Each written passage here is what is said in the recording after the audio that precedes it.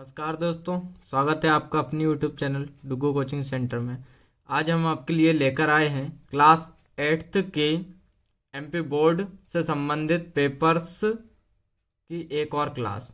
ठीक है, मतलब कि पिछले साल जो क्लास 8th के एमपी बोर्ड के पेपर हुए थे उसमें से हम एक और पेपर की आपको क्लास लेकर आए हैं जिसमें हम आपको बताएंगे आज सोशल साइंस का पेपर। याद रखना, क्लास 8th सोशल साइंस का पेपर, इंग्लिश मीडियम। ठीक है, शुरू करते हैं आज की क्लास।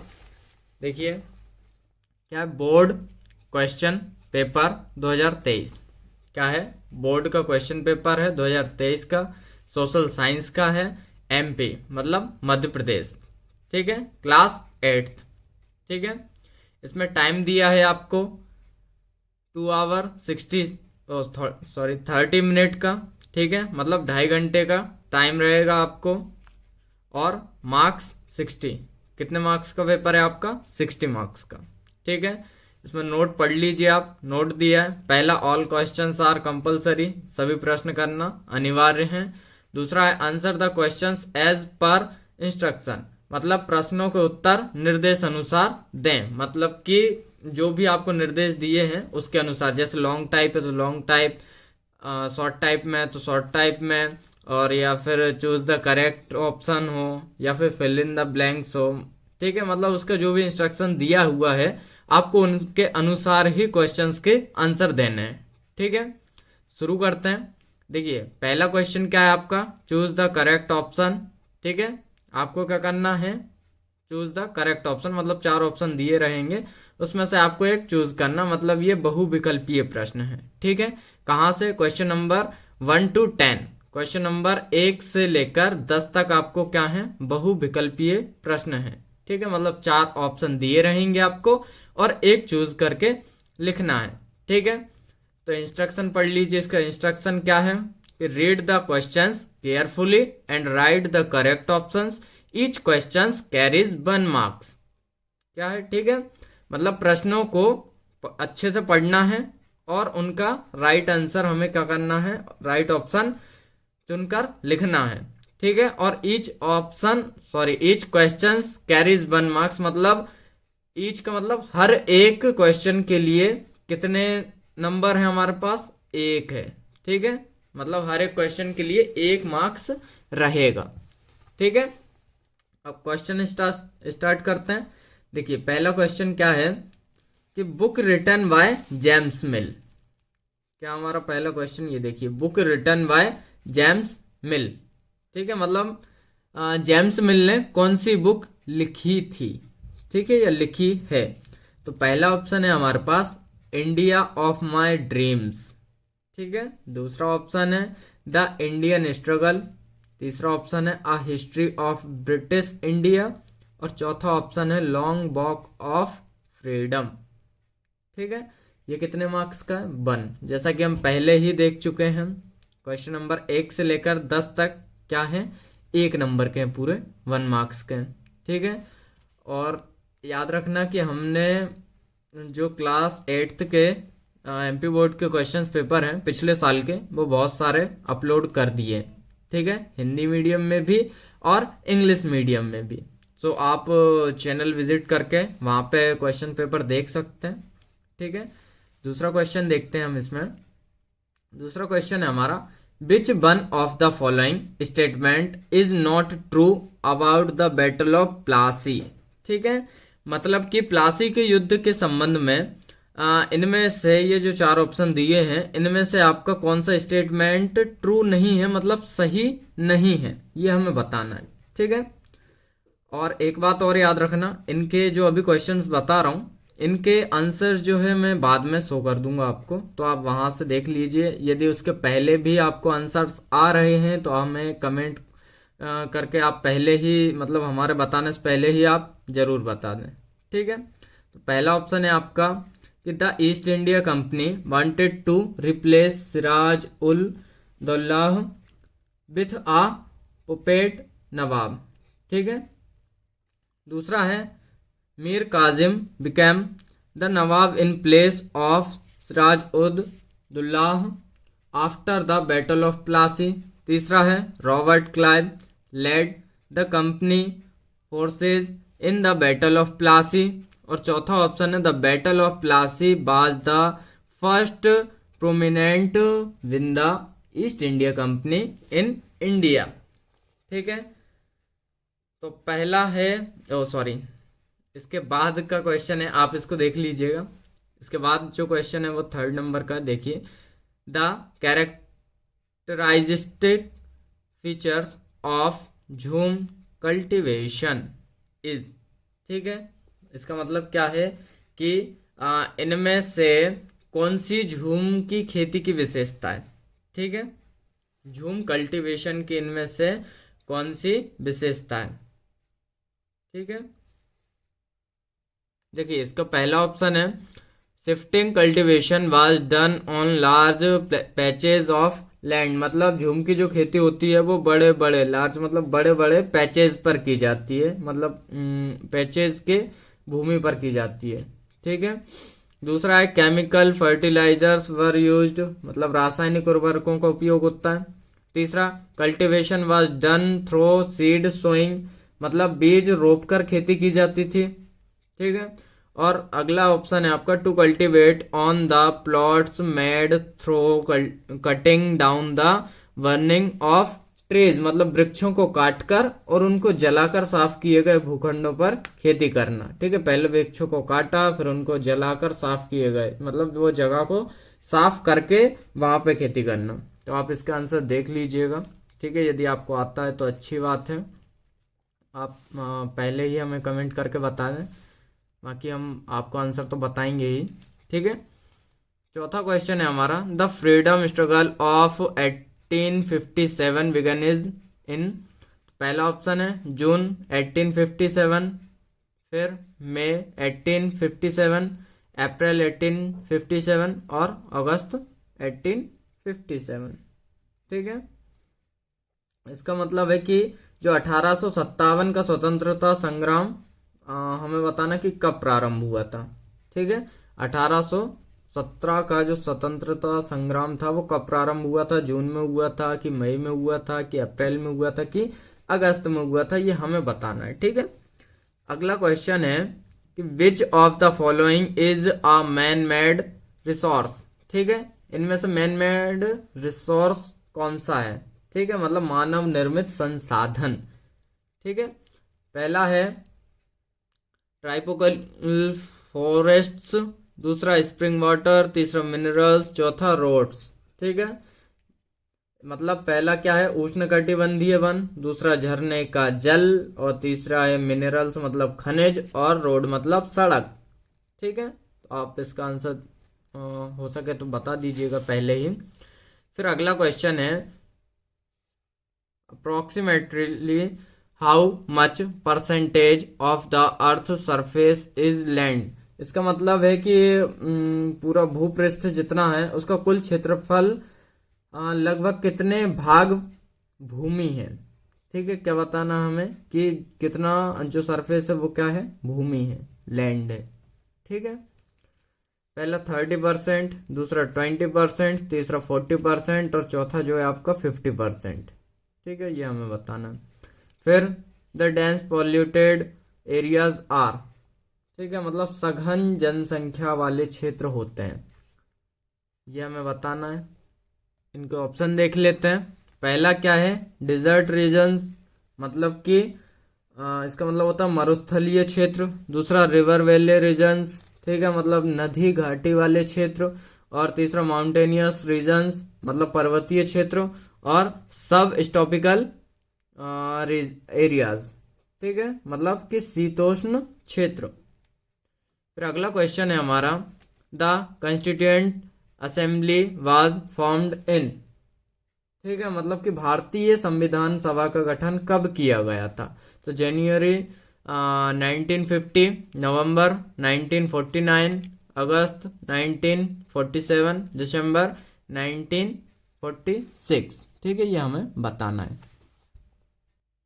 9th क्वेश्चन है हमारा the two houses of the Indian parliament are, मतलब कि भारतीय संसद के सदन हैं। ये हमें बताना है। ठीक है, पहला लोकसभा एंड राज्यसभा। ठीक है, इसमें से आपको बताना है कि जो 2 हाउस हैं इंडियन पार्लियामेंट के, वो कौन कौन से हैं। ठीक है, पहला ऑप्शन देख लिया हमने कि लोकसभा एंड राज्यसभा, दूसरा legislative assembly and legislative council sorry, और तीसरा जो है राज्यसभा एंड लेजिस्लेटिव असेंबली, और चौथा जो है आपका लोकसभा एंड लेजिस्लेटिव असेंबली। ये आपको 4 ऑप्शन में से एक कोई सा बताना है। ठीक है, 10th क्वेश्चन है, which article of the constitution states that no citizens and India shall be discriminated on the basis of religion, race, caste, sex और place of birth। ठीक है, मतलब कि जो संविधान है उसके किस अनुच्छेद में कहा गया है कि भारत के किसी भी नागरिक के साथ धर्म, नस्ल, जाति, लिंग या जन्म स्थान के आधार पर भेदभाव नहीं किया जाएगा, ये हमें बताना है। ठीक है, तो आर्टिकल 21 दूसरा ऑप्शन है हमारा, आर्टिकल 51, फिर आर्टिकल 15 या आर्टिकल 19। ठीक है, ये आर्टिकल्स में से आपको बताना है।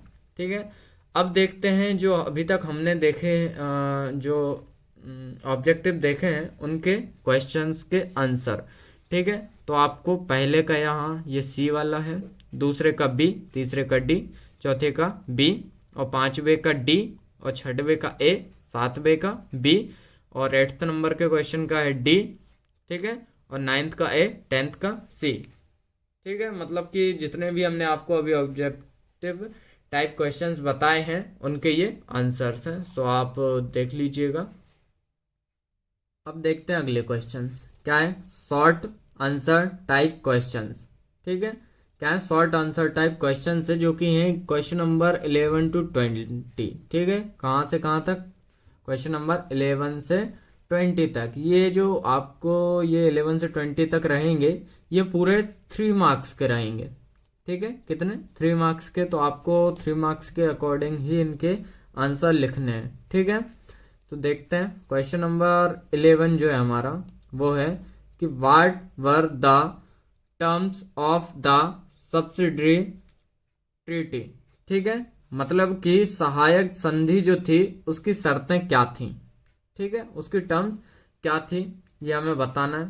Question number 12, when and why did the East India company introduce the permanent settlement system.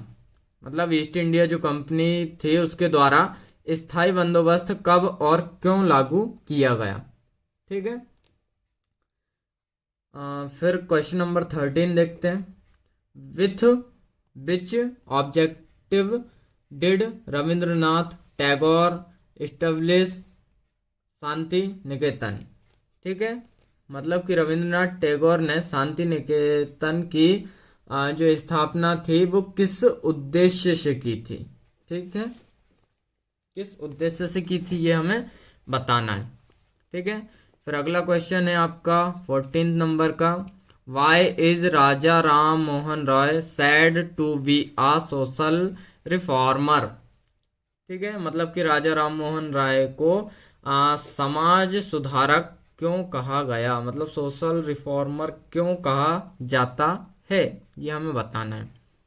फिर 15th क्वेश्चन है आपका, differentiated between renewable and non renewable sources of energy. ठीक है, मतलब कि ऊर्जा के नवीकरणीय और अननवीकरणीय संसाधनों में अंतर बताना है हमें। ठीक है, अगला क्वेश्चन है आपका 16th क्वेश्चन जो है वो है, right ways to reduce industrial risk. मतलब कि औद्योगिक जो जोखिम है, इंडस्ट्रियल जो रिस्क है उसको कम करने के उपाय बताना है हमें। ठीक है, कि मतलब इंडस्ट्रियल रिस्क को हम कैसे कम कर सकते हैं ये हमें बताना है। फिर अगला question number 17, why do we need laws. Right, मतलब हमें नियमों की ज़रूरत क्यों पड़ती है, कानून की ज़रूरत क्यों है, ये हमें लिखना है। ठीक है, कि हमें लॉज की ज़रूरत क्यों पड़ती है। अगला है 18th question, what is meant by the integrated judiciary system, right. मतलब कि एकीकृत न्यायिक व्यवस्था से क्या आशय है, लिखना है। ठीक है, फिर अगला क्वेश्चन है क्वेश्चन नंबर 19 कि name 3 products obtained from forests that we use at home. मतलब कि जंगलों से प्राप्त हुए ऐसे 3 उत्पादकों के नाम लिखना है जिनका उपयोग हम कहाँ करते हैं, घरों में करते हैं। ठीक है, तो question number 20 what are public facilities, right. ठीक है, जन सुविधाएं क्या हैं, मतलब पब्लिक फैसिलिटीज क्या हैं, ये हमें लिखना है। ठीक है, क्वेश्चन नंबर फिर आता है 21। उसके पहले हम 21 के पहले कुछ इंस्ट्रक्शंस दी हुई हैं हमें, वो पढ़ लेते हैं। क्या है ये जो है, वो है लॉन्ग आंसर टाइप क्वेश्चंस। ठीक है, कहाँ से कहाँ तक, क्वेश्चन नंबर 21 से क्वेश्चन नंबर 24 तक क्या रहेंगे, ये लॉन्ग आंसर टाइप क्वेश्चंस रहेंगे। ठीक है, जो कि पर क्वेश्चन कितने मार्क्स रहेंगे हमारे, 5 मार्क्स। ठीक है, तो आपको इनको थोड़ा 5 मार्क्स के अकॉर्डिंग ही लिखना है। तो देखते हैं हम 21 जो क्वेश्चन है उसको देखते हैं। डिस्क्राइब गांधी जीज दांडी मार्च। मतलब महात्मा गांधी की क्या बताना है हमें, दांडी यात्रा को डिस्क्राइब करना, उसका वर्णन करना है। ठीक है, question number 22 what are the difference ways of commercial farming. ठीक है, डिस्क्राइब एनी 2 ऑफ देम। मतलब कि कमर्शियल फार्मिंग का मतलब होता है वाणिज्यिक कृषि। ठीक है, तो ये हमें बताना है कि कितने तरीकों से की जाती है। वेज मतलब कितने तरीकों से की जाती है, किन्हीं 2 का वर्णन करना है हमें, किन्हीं 2 तरीकों का।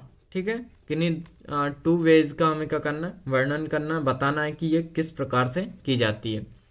Question number 23 why does any country need a constitution. ठीक है,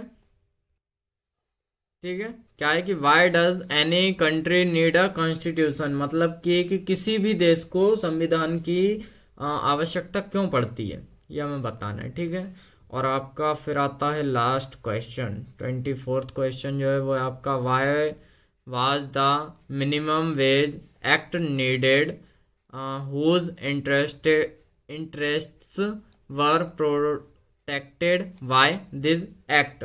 मतलब कि न्यूनतम वेतन कानून की आवश्यकता क्यों हुई और इसके द्वारा किसके हितों का संरक्षण हुआ। ठीक है, मतलब कि किसके हितों का प्रोटेक्टेड किया गया है इस एक्ट के द्वारा, ये हमें क्वेश्चन नंबर 24 में बताना है। ठीक है, ठीक है, तो इसी लास्ट क्वेश्चन के साथ ये जो क्वेश्चन पेपर था हमारा ये हुआ पूरा। वैसे आपको ये क्वेश्चन पेपर बहुत लगभग इजी ही आएगा इस बार भी, जो 2024 में आपकी परीक्षा होनी है उसमें भी इजी ही आएगा।